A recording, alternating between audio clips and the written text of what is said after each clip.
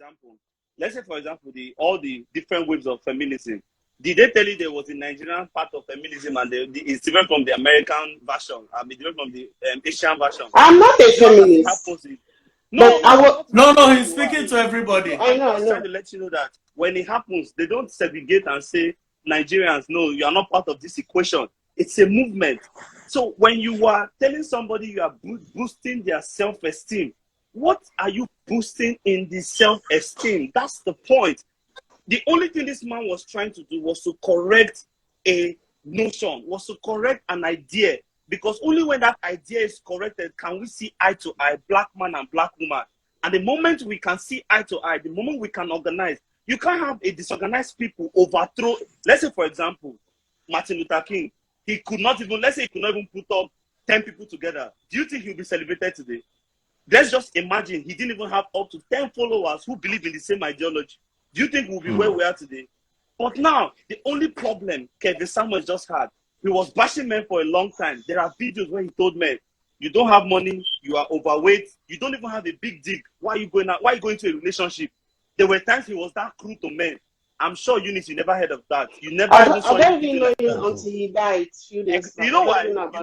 You know why? Because he was talking to the men. No, most women on this life, even outside this life, they've never seen me clip like that. They don't even know. You know why? Because the men, they were taking the hardcore truth.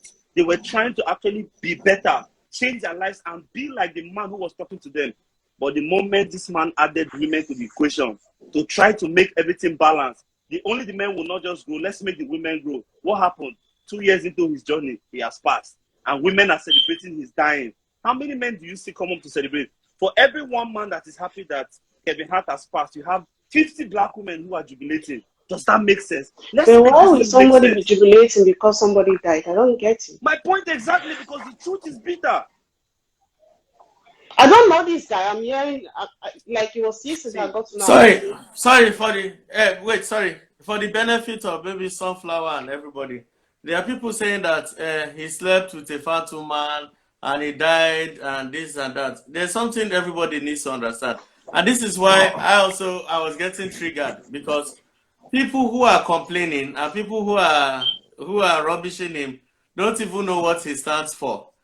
He coined, now what Kevin Samuels did, he's not the innovator. He didn't start anything new. A lady was the person who started this movement in the 80s. Her name is Shahrazad Ali.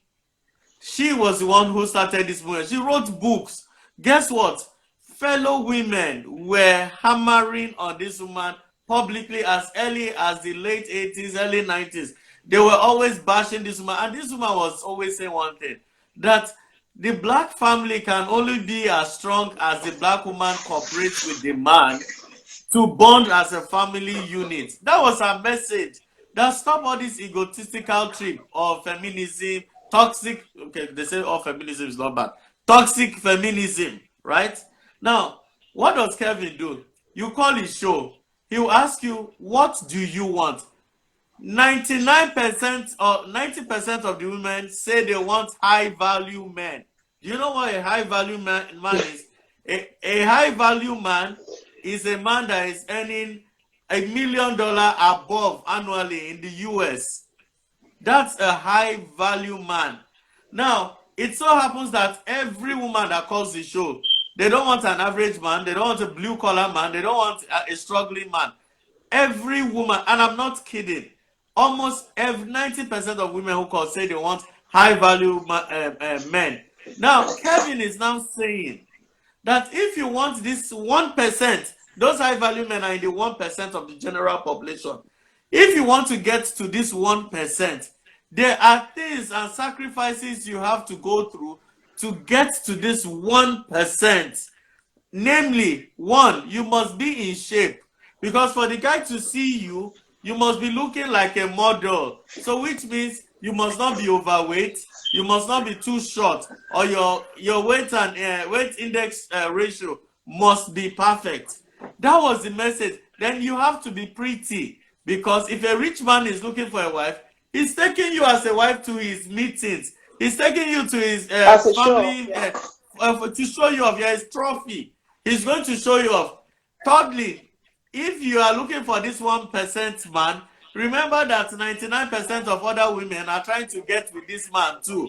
And the man understands that he has options. And from time to time, he is going to be cheating on you because he knows that everybody is looking for him. Right? Remember, we are talking about high value men, not general men now. High value men. Now, every rich woman, most rich, let me not say every, let me not make absolute statement because that would be too strong. Most rich women in America, right? That most women who are married to these high value men in America, they are aware that their husbands have mistresses. Can you hear me? Yeah. They are aware that their husbands have mistresses. The only reason why they don't act is because of the benefits, the financial benefits they're enjoying, and the social status. So the women understand that if the man is home, he's with them. If he's not home, they should not lose sleep over it. High value men, they have options. So now it would have been a different thing if a woman called and say, I'm looking for a husband. Then Kevin says, what kind of husband? A man that makes $50,000 a year or $10,000 a year. Then Kevin will tell you how to get an average man. But all these women, they don't want average men. Their standard is here. They want high value men. None of them wants an average man, not one. And now you see why when they edit his clips, they make it look as if Kevin is talking about the entire population. It's not the entire population. He's just talking to one specific niche, one niche of men, high value men. If you need to get with a high value man who is a millionaire, then there are sacrifices as a woman you need to make for him to see you, accept you, and maintain you. Remember, the older you get, the more difficult it is for you to get with a high value man because he has money and his option provides him with the availability, avails him the option of picking girls between the age of 19 years old to 25. I don't know if I'm making sense to you. You are making a lot of sense. But for me, like, I never knew about this thing. For me, if you as a woman, you say you want a high value man, like let me answer Sunflower. Sunflower, Kevin was married, has been divorced twice, and he chose not to get married again. You need to understand something here. He's a high value man, all right, but he chose not to get married. Secondly, he dates white girls, he dates Latinos, and he dates black girls too. In fact, he dates Asians, right? Why? Because he has the option. He's not telling all black men not to date black women, but he's saying that why will a black high value man want to put himself through the stress of working with unagreeable woman, a rebellious woman? It's difficult. I have money. Why would I go and get a woman that's going to be giving me a headache?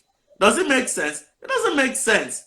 So this is what he's saying. He's not talking about all men. He's just talking about high value men. And it's these women that want the high value men. Have I been able to clear that out? Okay. The question should be, continue. You yourself that you want a high value man, are you also high value? For me, that's the question. Because if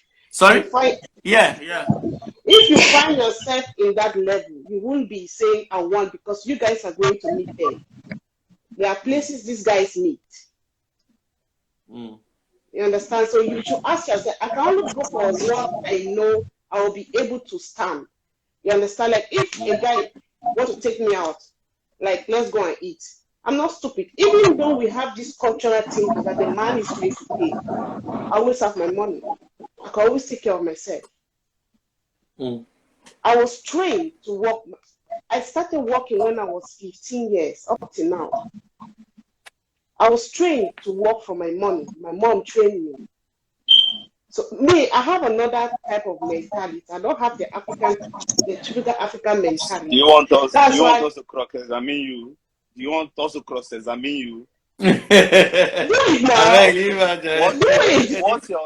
your idea on my money is my money and his money is our money? Meanwhile, no, if we are married, there's nothing like your money, my money. No, we have a joint account. We have separate account, and there's one joint account. But do you know, you didn't hear what Uche said in the beginning, and it's even what Kevin says. a woman's ability to make money or having wealth before marriage is irrelevant to a serious-minded man or a high-value man. Your money does not, Yeah, in fact, your wealth, let me even make it yeah, clear that's to all true. my sisters listening, that you're a millionaire before you got married to a high-value man does not make any difference whatsoever. In fact, the reason being that he doesn't consider your money as money. But he At the end of the respects day, you. He's no, saying he we're respects going you. to the Yeah, respect. yeah. He doesn't consider your money as money. What is the value you are bringing? It's your femininity. A man wants to come home to peace. Do you understand? Even when he's wrong or when you are wrong, you people should be able to address issues in a civil way that one person is not going to be having headache or high blood pressure. You people should be able to communicate. That's all he's saying. He's not saying that you are useless as a woman. Wrong. No. He said bring your Let me femininity. let me